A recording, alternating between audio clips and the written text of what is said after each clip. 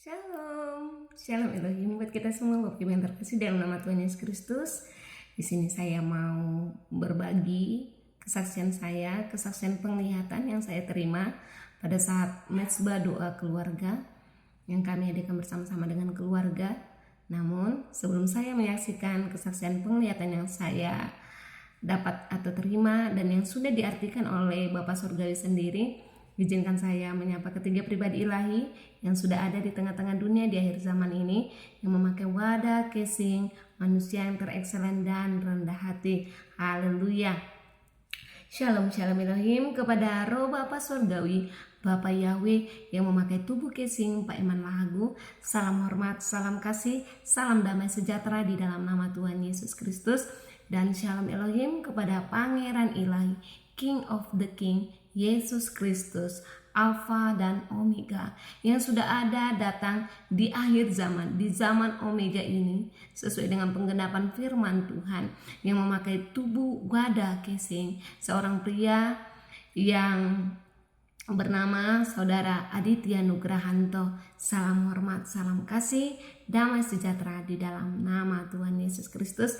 Dan Shalom Elohim juga kepada mempelai yang cantik, elok, mempesona, dan terekselen, pribadi Roh Kudus itu sendiri, yang memakai tubuh wadah casing yang terekselen, wanita terhebat, dialah Ibunda Faye Hamdani. Salam hormat, salam kasih, salam damai sejahtera di dalam nama Tuhan Yesus Kristus. Dan Shalom Elohim juga kepada saudara-saudariku, anak-anak Tuhan di seluruh penjuru mata angin, dimanapun saat ini berada, yang dipakai dahsyat dan luar biasa di akhir zaman ini, yang dipakai oleh wadahnya dipakai oleh malaikat-malaikat Tuhan, mempelai-mempelai ilahi, para tua-tua dan saksi-saksi sorgawi. Salam damai sejahtera di dalam nama Tuhan Yesus. Tetap semangat di akhir zaman ini, tetap semangat dan bersuka cita mengerjakan tugas yang telah diembankan bagi setiap kita untuk memberitakan Injil damai sejahtera dan memberitakan berita pertobatan di akhir zaman ini. Baik Bapak Ibu yang saudara-saudari yang terkasih dalam nama Tuhan Yesus Kristus, saya ingin membagikan kesaksian penglihatan yang saya terima pada minggu-minggu lalu. Pada tengah malam kita saat mezbah keluarga, Bapak Ibu, pada saat doa penyembahan masuk di dalam hadirat Tuhan, saya merasakan dan mendengar sesuatu suara itu sangat jelas sekali Bapak Ibu saudari, suara kaki kuda, suara di mana suara itu berbunyi seperti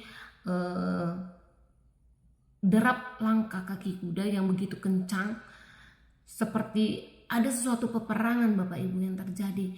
Dan saya berpikir, ini suara dari mana?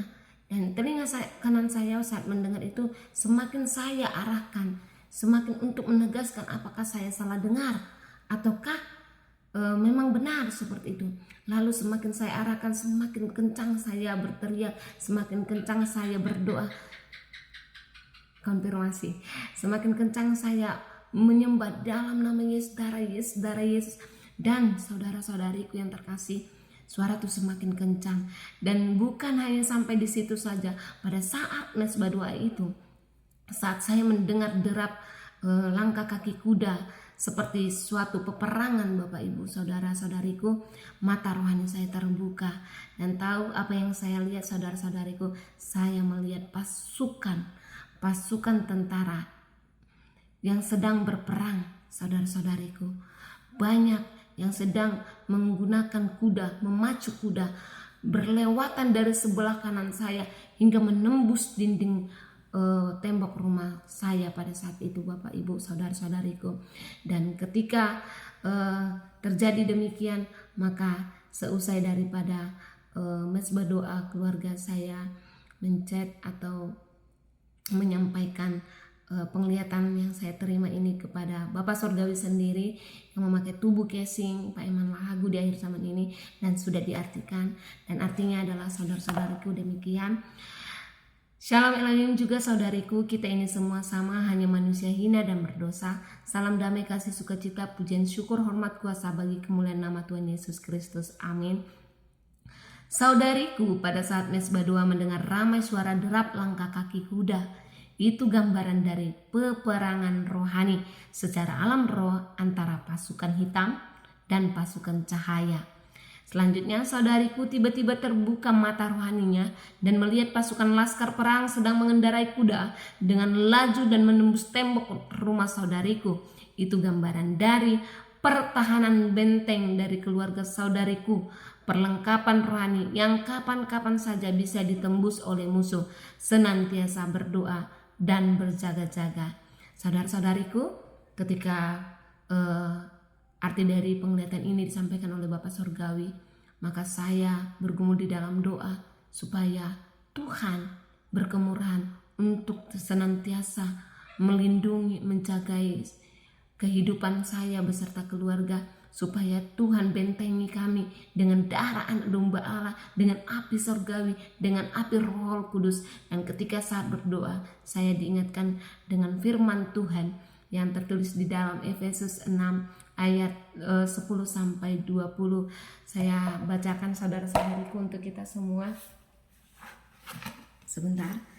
Dan di sini adalah merupakan bagaimana kita menggunakan perlengkapan senjata rohani dalam segala keadaan, sebab kita sadar dan kita mengetahui bahwa musuh kita bukanlah melawan darah dan daging, tetapi melawan penghulu-penghulu di udara, melawan pemerintah-pemerintah, bahkan penguasa-penguasa di dunia yang gelap, di dunia yang jahat ini. Dan oleh sebab itu Roh Kudus mengingatkan saya untuk senantiasa diperlengkapi dengan perlengkapan senjata rohani yang tertulis dalam firman-Nya, yaitu Efesus 6 ayat 10 sampai 20. Saya bacakan, beginilah firman Tuhan, perlengkapan rohani. Akhirnya, hendaklah kamu kuat di dalam Tuhan, di dalam kekuatan kuasa-Nya. Kenakanlah seluruh perlengkapan senjata Allah, supaya kamu dapat bertahan melawan tipu muslihat si iblis. Karena perjuangan kita bukanlah melawan darah dan daging, tetapi melawan pemerintah-pemerintah, melawan penguasa-penguasa, melawan penghulu-penghulu dunia yang gelap ini, melawan roh-roh jahat di udara.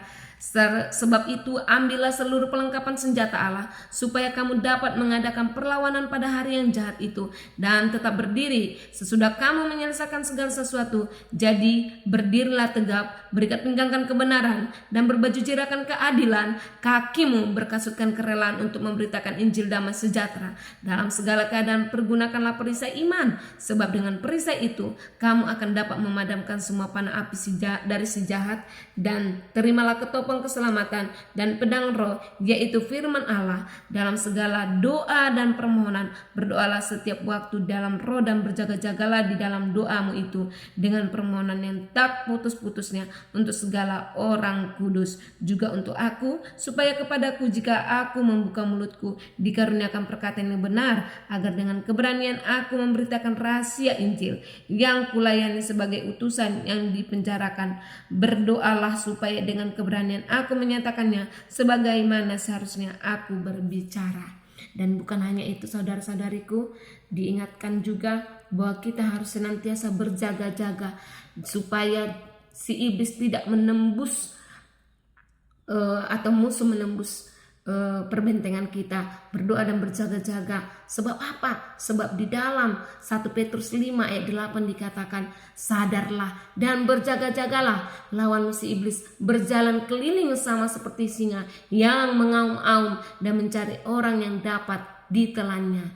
Supaya kita jangan tertelan, supaya kita jangan dapat dikalahkan dan dibinasakan oleh pekerjaan kuasa kegelapan itu. Mari kita senantiasa berjaga-jaga, mari kita senantiasa sadar. Supaya apa? Supaya kita menyadari bahwa Yesus Kristuslah, hanya Dialah yang sanggup menolong kita, membentengi kita, dan yang menyelamatkan kita, baik secara jasmani maupun secara rohani. Demikianlah yang dapat saya sampaikan. Tuhan Yesus memberkati kita semua. Shalom, shalom Elohim. Bye-bye.